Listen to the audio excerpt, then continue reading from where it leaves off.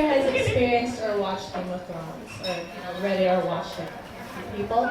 Personally, I both read and watched it because I thought that that expanded the world a lot more. And there are differences between the show and the book.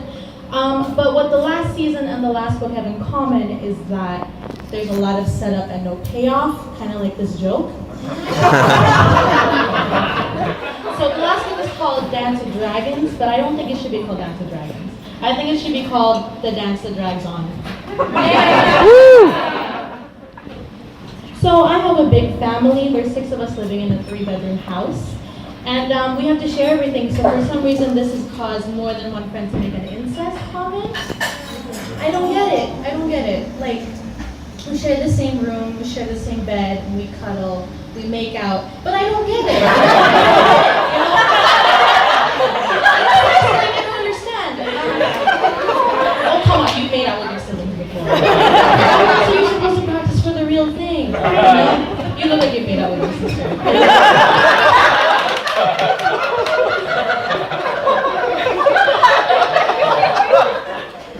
The closest person who's incestuous in my family would have to be my mom, because she tries to cup a feel once in a while. Her reason for that is that she made us, therefore she has that right. You know, she just wants to make sure that her creations are developing without any deficiencies or defective.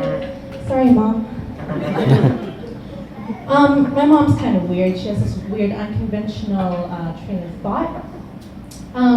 One time we were talking about my relationship, because my first relationship, dating the guy for 2 years, we're having a mom and daughter talk. And we don't have this often, so I was kind of excited. And it just goes, so you miss him when you're away from him? And I go, yeah, I miss him. Do you love him? Yeah, I love him. Do you think you're going to marry him one day? No, I can see that happening. That's really nice. Can I tell you something? Yeah, Mom, anything. Well, you know that money that I borrowed from you last week? I can't pay you back for that right now. She was gonna give me this life-changing money.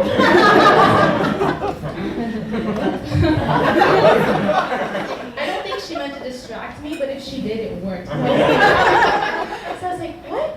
Oh, that's fine. What were you saying? And she's like, what? She didn't say anything. My mom's weird, but she's also really sassy. She's like the popular chick in every Disney high school sitcom. If you look good, she'll let you know. If you look bad, she will silently judge you and not say anything. She's polite about it. I'm her daughter though, so she just needs to be polite to me. One time I was wearing this beige shirt and a green flowing skirt, and I thought I looked cute. But when she saw me coming downstairs, she said, "What are you, a farmer?" Now, I have nothing against farmers. They do good work. They put food on our table. Go farmers. But when she said that, there was so much disdain in her voice. Like, what has a farmer ever done to you? Did he disappoint you with the number of carrots? Was the squash the wrong size? Did he use the wrong hoe? Literal. But I can't help but take it to heart because she actually has a good sense of style. She's like the best looking mom in a mom gathering, not to brag or anything. So when she says those comments, I have to take it to heart. Another time I was going downstairs and I'm just wearing an outfit because I want to leave the house not naked and not in pajamas. Unless you want to see that, then call me later, we'll talk about it. And she just said, "What are you wearing?" I got defensive and I said, "Whatever I want, Mother." And she just goes, "Suit yourself." Now, I know she gave me the green card, like, she didn't say anything about my outfit. I could have just left the house, but her tone made me turn around and go back to my room. But before I could change, I had to tell her, even though she didn't ask, "I'm not changing because of you, Mother. I'm changing because I want to."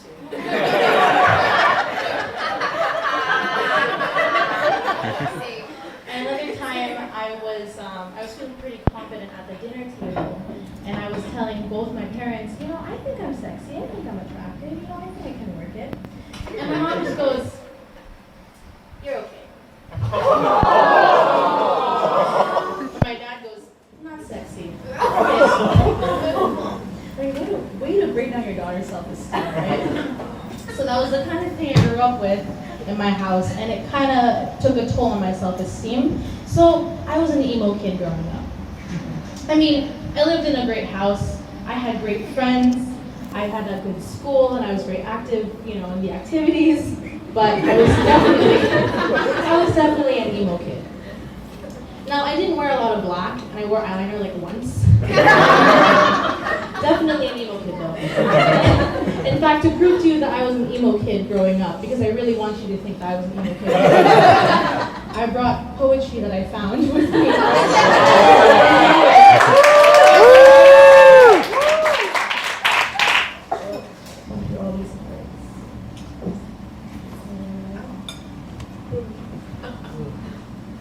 So this one I wrote March 24, 2004. It's called Staying Up Late, and this just shows you how tormented I was as a kid. I stay up late to do my assignments, but in the morning I don't get compliments. And the next night I do the same, and I think I'm going insane. It's 12 a.m. and I don't know. Oh, why do I work so slow? My head starts to throb and my hand goes numb. I think I might explode and go dumb. Would have been great writing for Drake back in the day.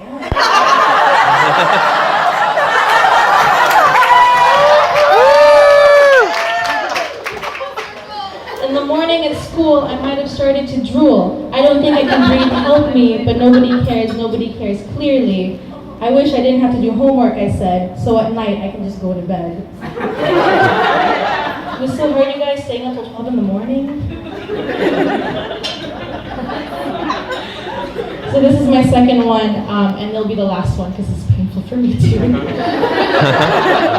I wrote this November 5, 2005, and it's called Letting Go, and this is way before Frozen. I was the original. It's irritating how I feel. These stupid feelings I can't heal. It seems so easy to just let go, but when he appears, he just seems to glow.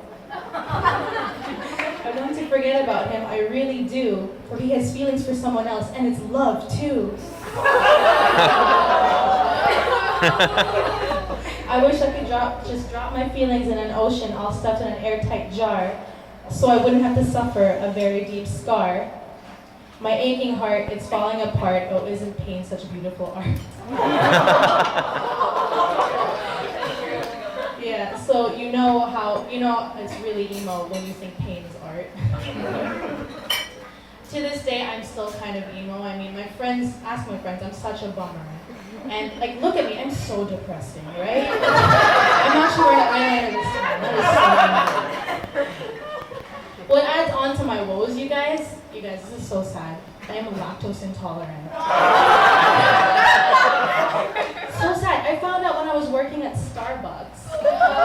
I'm noticing, and what made me notice it was that I was, noticing people just order large drinks and drink them and keep drinking them and keep ordering more and not running to the bathroom. I was like, aren't you in pain? I'm in pain. And even when I found out, I was still in denial. I would still eat shots of whipped cream behind the counter because I worked at Starbucks. It was so good. And when I was out with friends, I would not blame the cream in that mushroom soup for my suffering in the bathroom. Because I don't want to blame the good thing. It really sucks how when you eat something and it's delicious, it's probably bad for you if you have too much of it. But I have gotten a lot better with my eating now. I have done my research on what's dairy and what's not, and what has dairy and what doesn't. And I noticed that in my research, because I have to question every restaurant I go to, does this have dairy in it? A lot of people don't know what's dairy and what's not. For an example, I was at a sandwich place, and I asked the lady serving me, does this sandwich have dairy in it? And she said, it has mayonnaise, and egg. And I'm like, okay, and I risked it. It was fine, mayonnaise doesn't have dairy in it. And another time, my friend brought cookies over to a gathering that we had, and they were delicious. And I asked her after I ate it, because I have no self-control, I asked her, does this have dairy in it? And she said, no, it's got butter and chocolate, but no dairy. Still a mystery, you guys. Luckily these days, there's a pill for everything. Can't digest dairy. There's a pill for that. Can't digest vegetables because I found out that was a thing. There's a pill for that. Got your arm cut off. Probably a pill for that. Yeah, that was my dairy bit. I have one more bit. So I'm a gassy person. My boyfriend can attest to this because I like to announce to him, I'm gassy. And he always replies, you're gassy literally always. I am a silent but deadly farter.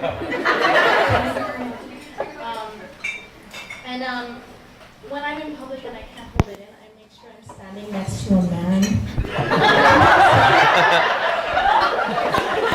I know that I won't be blamed for that speech. I know he will, and he's probably blaming me, but everyone else is blaming him. This is all I got. This tiny Asian body is all I got. That's all it's worth. So my farts are pretty bad, but when you add dairy to the mix, let's hope you have a gas mask on you. Or if I'm around, run, just run really fast. It's like rotten milk. That's turned to cheese. It's like rotten eggs and death. So this one time I was in the Canada line. And I couldn't hold this one in. And I was with my friends G and R, I'll call them G and R. And I like the silent ninja that I was, I just unleashed this horrible poison gas into the train. I should have been arrested, honestly. But so as the smell spread, I watched the expression on G's face distort from neutral to this disgusted anger. And then R goes, what was that smell? And then shit hits the fan from there. I don't need my shit. I'm still But their G is just pacing back and forth on the train, trying to escape from the stench. There's no escape. And R is just, he's just expressing anger and disgust because when you smell one of these farts, that's all you will feel is anger and disgust. He wants to punch things, he's threatening death. And I'm standing there holding the poles like, yeah, that's gross, right?